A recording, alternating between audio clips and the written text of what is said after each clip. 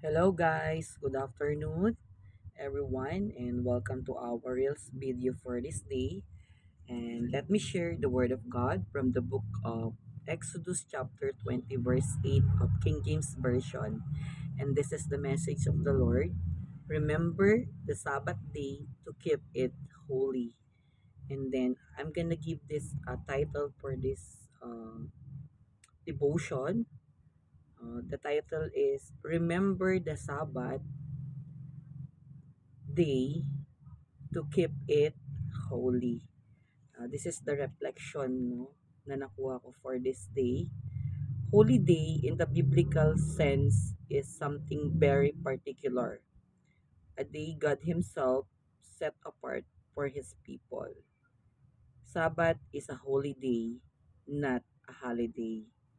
And this day, basically, a day to be in the church to worship God.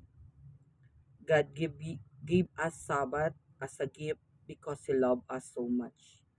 He wanted us to have a special day to rest and spend time with Him.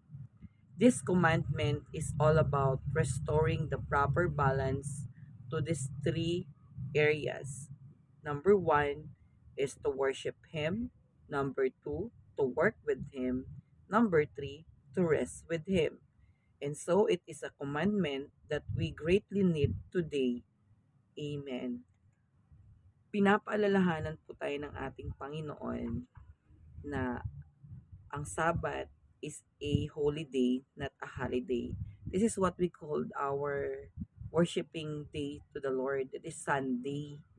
No? Kumbaga, kailangan natin pumunta sa templo ng Panginoon upang tayo unang-una mag-worship.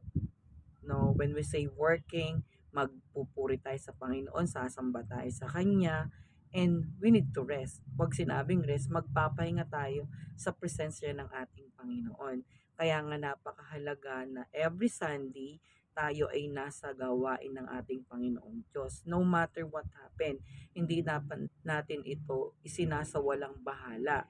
Kasi ito ang nais ng Diyos sa ating mga anak niya na tayo nakakapunta sa kanyang tahanan every Sunday. Imagine, God created us, no? To worship Him.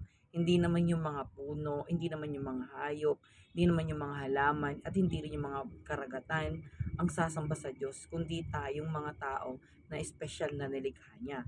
Kaya paalala ng Exodus 20 verse 8, remember the Sabbath day to keep it holy. Panatilihin nating banal yung araw ng um, Panginoon, no? Yung araw natin para sa Kanya. Magbigay tayo ng kahalagahan na makadalo tayo ng mga gawain.